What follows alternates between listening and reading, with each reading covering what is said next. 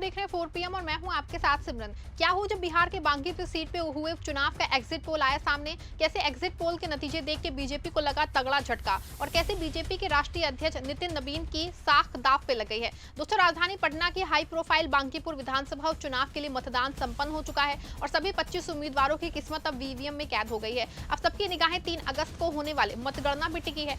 अब ये साफ होगा कि विधानसभा की इस प्रतिष्ठित सीट पे जनता ने किसे अपना प्रतिनिधि चुना है। हालांकि मतदान खत्म होने के बाद से ही राजनीतिक सरगर्मी और तेज हो गई है। भाजपा, जनसुराज और राजद तीनों प्रमुख दल अपने अपने उम्मीदवारों को जीत का दावा कर रहे हैं, लेकिन इसी बीच कई एग्जिट पोल सामने आए हैं जिसने बीजेपी के लिए मुश्किलें खड़ी कर दी हैं, क्योंकि इन एग्जिट पोलों में जनसुराज पार्टी के उम्मीदवार प्रशांत किशोर को बढ़त मिलने की संभावना जताई जा रही है। आपको बता दें कि बांकीपुर से भाजपा ने भले ही नीरज सिन्हा को प्रत्याशी बनाया हो, लेकिन इस चुनाव में पार्टी के राष्ट्रीय अध्यक्ष नितिन नवीन की प्रतिष्ठा दांव पे लगी है। वहीं सीट से 5 बार विधायक चुने जा चुके हैं। ऐसे में अगर ये सीट भाजपा के हाथ से निकल जाती है तो उनकी पार्टी के राष्ट्रीय अध्यक्ष की प्रतिष्ठा दांव पे लग सकती है।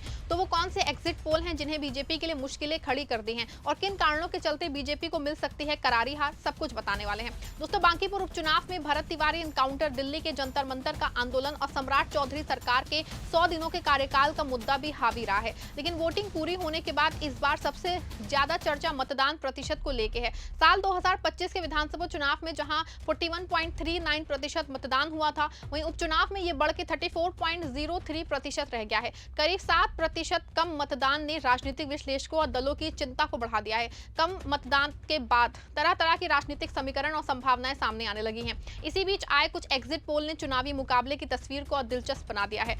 पॉलिटिकल रिसर्च एजेंसी जनमत पोल्स के एग्जिट पोल में जनसुराज के उम्मीदवार प्रशांत किशोर को स्पष्ट बढ़त मिलती दिखाई गई है। एजेंसी के अनुसार उन्हें 49 से 52% तक वोट मिलने का अनुमान है। सर्वे में भाजपा दूसरे स्थान पे दिखाई गए हैं। एजेंसी का यह अनुमान है कि भाजपा को 34 से 36% और राजद को 9 से 10% वोट मिल सकते हैं। वहीं डीवी रिसर्च के एग्जिट पोल में भी प्रशांत किशोर को बढ़त मिलने का दावा किया गया है। एजेंसी के अनुसार प्रशांत किशोर को 43%, जबकि भाजपा के नीरज कुमार सिन्हा को 39% वोट मिलने का अनुमान है।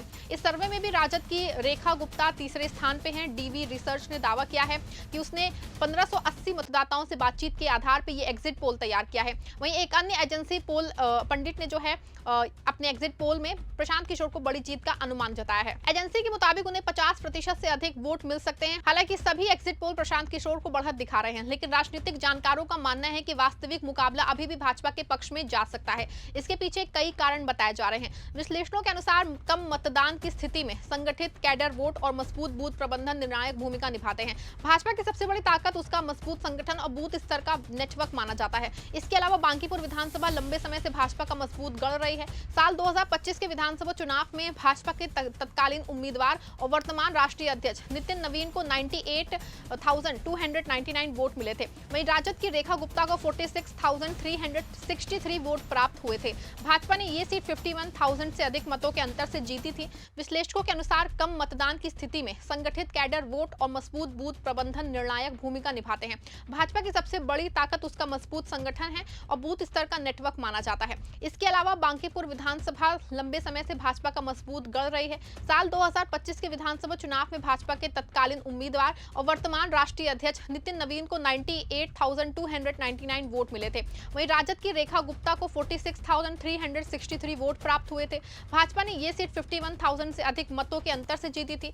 यही कारण है कि बीजेपी नेता बड़े कॉन्फिडेंस के साथ अपनी जीत के दावे कर रहे हैं। भाजपा नेता मृत्युंजय तिवारी ने भी कुछ ऐसा ही दावा किया है। मतदान हुए, वोटिंग प्रतिशत काफी कम हुई, लेकिन क्या लग रहा है कि कौन सी पार्टी फिर चल रहा है? नहीं, बांकीपुर विधानसभा चुनाव का ट्रैक रिकॉर्ड रहा है। पहले भी वोटिंग लगभग इतना ही रहता था।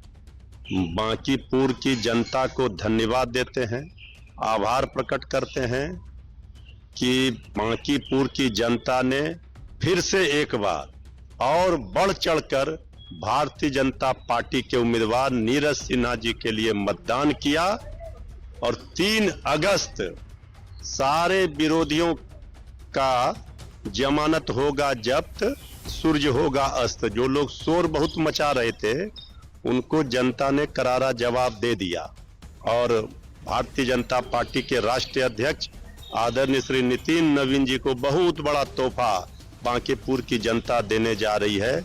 ये सारे लोग जो प्रोपगंडा कर रहे हैं, जो नौटंकी कर रहे हैं उनको 3 अगस्त को पता चल जाएगा कि लोकतंत्र में जनता मालिक होती है और जनता जनार्दन ने अपना फैसला सुना दिया। ईवीएम में बंद हो गया।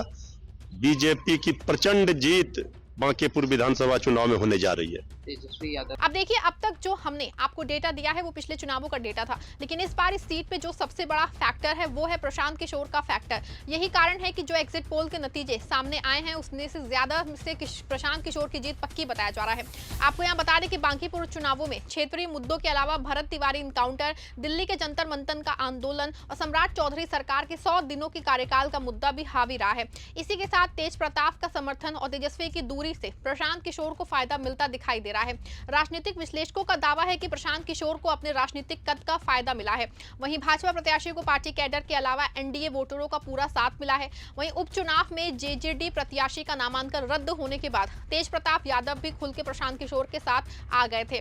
वहीं तेजस्वी यादव लंबे समय तक विदेश यात्रा पे रहे और आखिरी 2 दिनों में ही आरजेडी प्रत्याशी रेखा गुप्ता के पक्ष में चुनावी सभा को संबोधित कर पाए हैं, जिसका सीधा फायदा जो है प्रशांत किशोर को मिला है। इसके अलावा प्रशांत किशोर के समर्थकों का दावा है कि इस बार बांकीपुर विधानसभा उपचुनाव में जनसुराज ने बीजेपी के स्वर्ण और मुस्लिम वोटों में सेंधमारी की है। वहीं राजनीतिक विश्लेषकों का मानना है कि प्रशांत किशोर खुद ब्राह्मण हैं और इस चुनाव में उन्होंने 10 से 15% ब्राह्मण वोटों में सेंधारी की है। इसके अलावा पेपर लीक, महंगाई और भ्रष्टाचार के मुद्दे पे जो बीजेपी की फजीहत हुई है उसका फायदा भी मिल सकता है। क्षेत्र के 30,000 युवा वोटर भी निर्णायक साबित हो सकते हैं। इसी बीच प्रशांत किशोर ने भी अपनी जीत का बड़ा दावा किया है। इतने वोट से भाजपा हारेगी कि जीवन में कभी ये कहने का दुस्साहस नहीं कर पाएंगे कि हम लोग कुत्ता बिल्ली को भी खड़ा करेंगे तो चुनाव जीत जाएगा।